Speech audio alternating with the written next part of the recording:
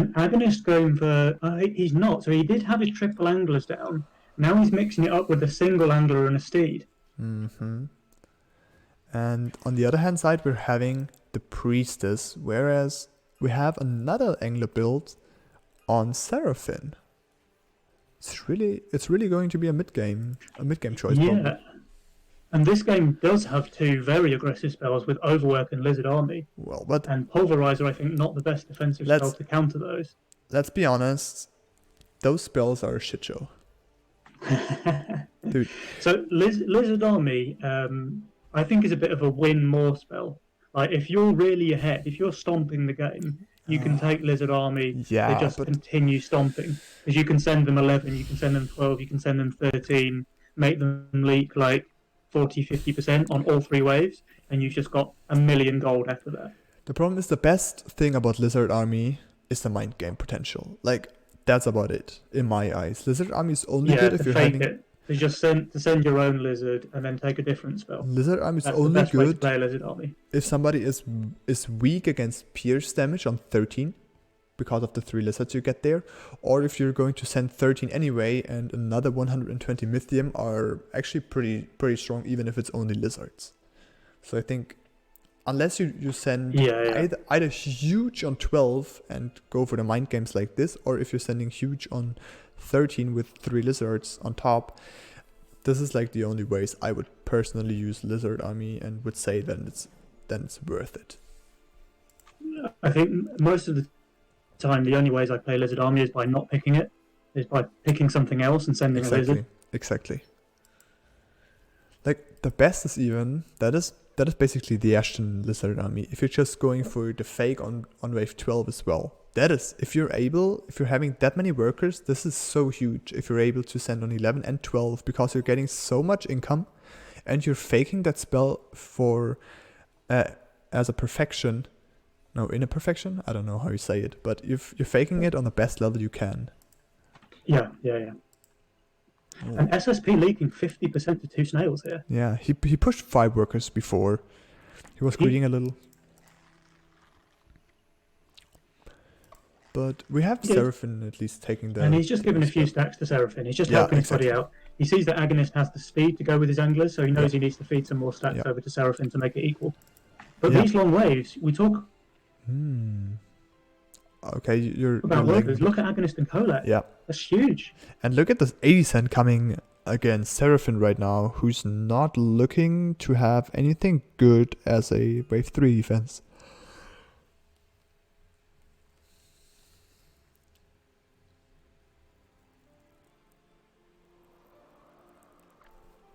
Okay, looks like Penny has a rejoin, see if that helps the lag. Okay.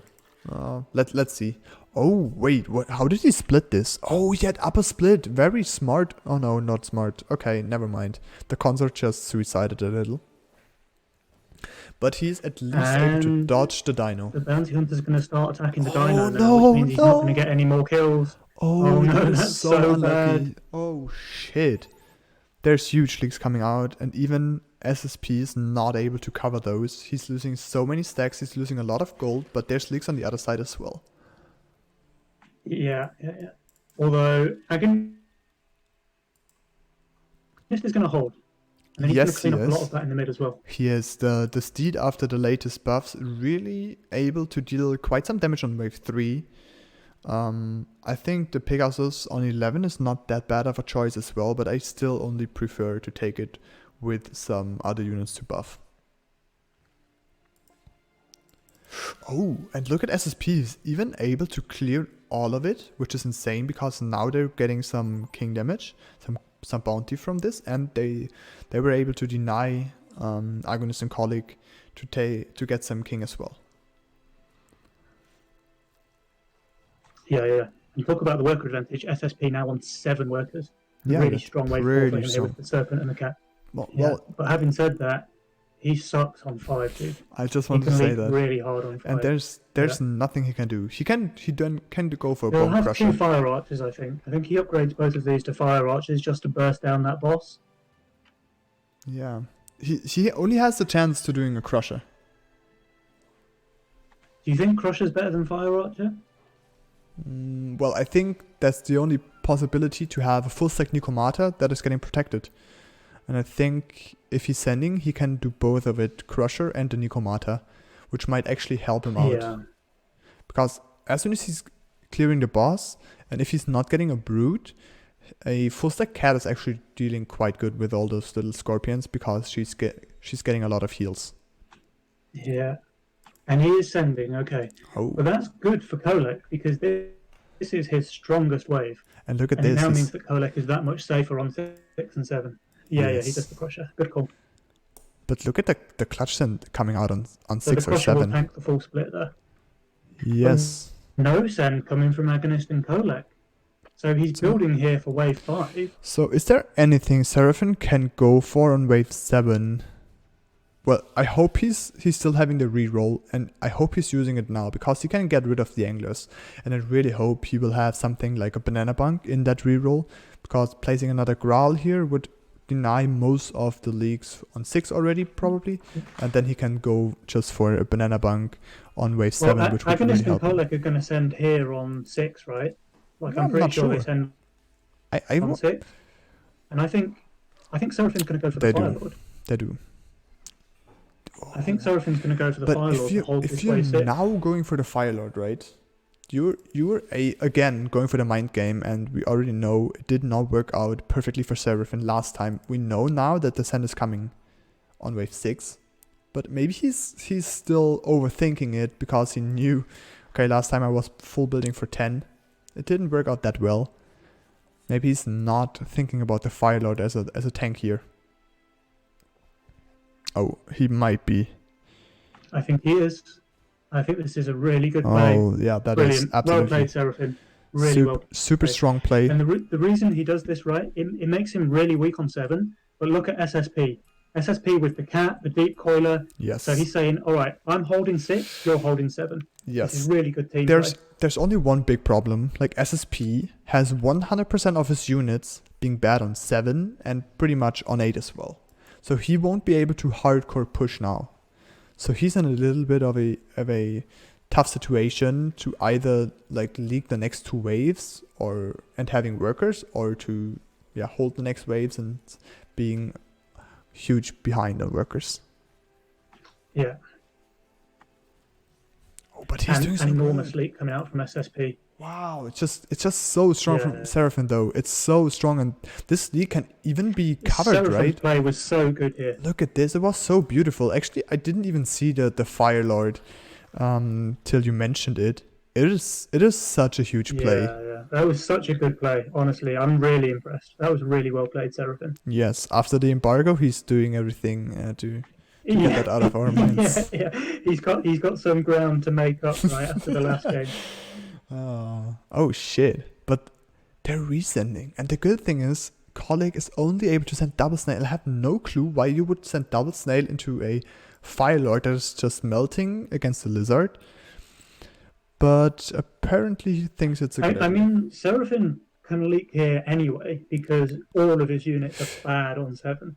I have to disagree. I don't know if 3 snails does it, but like I have to disagree. There's the possibility that the angler at the bounty hunter is only tanking like 3 or 4 units, which is enough for him to survive, and then the Fire Lord is tanking the rest. Because it looks like that's what's happening. Yeah, and Fire Lord, the good thing about Fire Lord is it deals basically 0 damage on 7, but it's such a huge tank. First because of the swift armor he has, and second because of the mana shield, which is giving him a reduction on the incoming damage. So he's actually able to do really, really good here. Maybe even hold. He's holding well. Okay. Yeah. And SSP was just super strong on 7. There was no chance of leaking him here. Well, I'm 100%. That was just income. So yeah, I'm 100% sure Lizard would have changed it. Seraphim now the French duo are in a big lead here, right? Yeah, they're having a lot of Mythium on their bank. They're 2 workers up. They're still equal on King and Gold, but that doesn't care too much, I would say. No, I'm more impressed by the Mythium lead, right? So they have 100 Mythium each, more than their opponents. And I guess, when do they go though? Because Agonist already has a Kingpin down. Well, do you leak Agonist on 9 with a Kingpin? Yes, you will. Look at how well, I have to say it like this, but the positioning is really bad. If you send him an ogre, like, you're gonna smash all of this super soon. And she won't be able to resist too long of an ogre because the kingpin is a little bit too far in the middle. All the other units that might be able to snipe brutes and all that stuff are too much in the middle as well. He's not going for ogre. He's going brutes. I don't like this. An ogre would have done the job. I agree. He can hold with brutes. He needs that huge burst damage, right, to kill the kingpin quickly. Yes. Or maybe he just has some luck with Orchid and full boosted to snipe 1 or 2 brutes already early. That might have... He's just going for a second kingpin. Oh, that is awful. No. That is awful. You don't build a kingpin with 43 stacks. Sell that right now. Get your he's probably holding here, but this is just losing him the next 5-6 waves. For later in the game. And look at what he has to do. He has to do this upper proto now on the left side to protect his double steed and the infiltrator to not die immediately. Oh, that's... I don't like that play. I think the Orchid was much better, right? Orchid's super strong on 9. And Agonist and put plenty gold into it, and it kills half the wave. Look at Colleague and his units. He's looking so bad on this wave. People look huge. Oh no! His Kingpin got sniped! Oh my, I didn't see what happened there. Enough damage. Agonist, look at Agonist! His main Kingpin got sniped because it was so far in the middle, and holy shit, look at this league with double Kingpin. Oh my god, is this over? That might be over. That's crazy. Yeah. Wow. Wow, okay. 4 brutes mode, that is... I mean, they did some king ups in the last second. They should have really done the AoE here. That Kingpin really was not the play. You want to put that 250 gold into an Orchid for sure. He had to make a split on the right side with Growls. For sure. Or an Orchid. Either double Growl or Orchid here. But they're not dead because of the king ups Colic made in like the last second. It's really close though. It is really close. Yes. I think if they did the same amount, which is 5 king ups into AoE, they would have had way more now. Because the AoE on Immolation is not getting reduced by the brute slow. Yeah, and so look at the gold lead now. 400 gold in favor. Yeah, this time they made absolutely the right play, going 9. Even if I'm still thinking that an Ogre might have already won the game for them. But they did just the perfect call, and I'm still impressed about this file out on 6 by Seraphim. This basically gave them such a huge lead.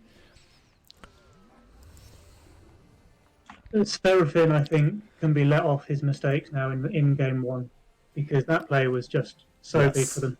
Yes, it was actually winning them the entire early game. Okay, I still can't believe how bad that leak was on Agonist for wave 9. That was crazy for me. Yeah, I sadly didn't see that was concentrating on Colic. At least the viewers should have seen parts of it, because I was on the 0 points team side. Yeah, I was watching. There was no aggro split at all. So his first Kingpin took like aggro from all 4 brutes and just died really quickly. And then his second one is the only unit left alive. It's got 43 stacks. It's doing no damage. And then, of course, when the 4 brutes start attacking it, it just stops attacking altogether. Now we're having something that is really interesting. We have the double overwork against the double lizard army. Wow. When are those sends coming on? Even do here? Well, the lizard army is pretty sure against the Phoenix on 13, but they won't make 13 because of the pressure coming from overwork. Yeah, and when do they send? Do you think they go 13 themselves? Well, no, they're going 12 because of overwork. I mean, you don't have to respect the Kingpins on Agonist. We just saw this on 9, right? And all the units from Colic, besides the Banana Bunk, are basically trash on 12. I mean, the Daphnes are okay, but they need decent tanks. Whereas there is not a lot of units that could fulfill this job. So I don't see too much opportunities they have. So they actually have to go for income. He does have a Banana Bunk, so he can't afford the Haven though. Look at the sends. Yeah, these sends are huge. But I mean, everybody's sending a These sends are ram. enormous. Wow. It's gonna be interesting. It's gonna be a tough thing. If Seraphim, for example, is not going for the second Kingpin, he might Look at this on SSP. Have you ever seen a Red Eyes on 12? Actually, I've never seen a Red Eyes in like the last month. I mean, same, right? You never see it in games, but it's But going to be the perfect unit here. no, it's not. Absolutely not. Imagine he's getting a ram. This red eye is going to hit the ram till the red eye is dead.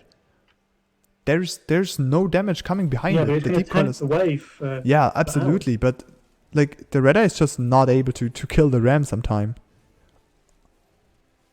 Right? Is it even attacking the ram? No, it got It wait. doesn't The ram need to. got It's dodged. clearing the wave. The ram got dodged. Yeah, but usually the red eye should be tanking the ram, right? Oh no, because of the But look, bones. The bones carried it. But Seraphine, as I said, Agonist he's actually looking really holding. bad. Agonist is holding. Yeah, Okay, but wow. it won't Well it won't played, matter. It won't matter. He's Agonist. gonna leak. Oh wait, is he even holding? The ram is still dealing huge damage. And that is over, for sure. No, he's No, that's game. holding. He is holding, but not Yeah, enough, but right? That's they're still gonna be dying gassed here. over. If One- oh wait. Look at Seraphine SSP. Are they dead here? This is super close. I mean it's immolation. It's a bad spell, but they're not dying, right? And even in the race they would win. They would win. Shit. Wow, that was what a game! What a game that was. Do you know what is funny? We have another tie in Group B. Of course, we called it, dude. Group It's B is a the tie final. group. But the games again were so balanced. Like there was good plays on each side, there were bad plays on each side, and it was really thrilling till the end, I have to say. Yeah, though I have to say, this game feels like SSP and Seraphim just played. Yes, they play Perfectly. really good. This was really solid play. Like Seraphin's Fire Lord on 6, but he'd obviously been planning for a couple of waves because he has his Graal on Yes. 5, he gets his Fire Lord on 6, and Yeah. I think that coupled with SSP's build, where SSP's saying, okay, I'm week 6, you're week 7, but Yes. we're not Very both clever. going to leak. We Very can hold clever. one wave each, so they can cover their weaknesses like that, no matter where this end comes. I think that was really good team play from the French duo, and just a very, very nice game to watch.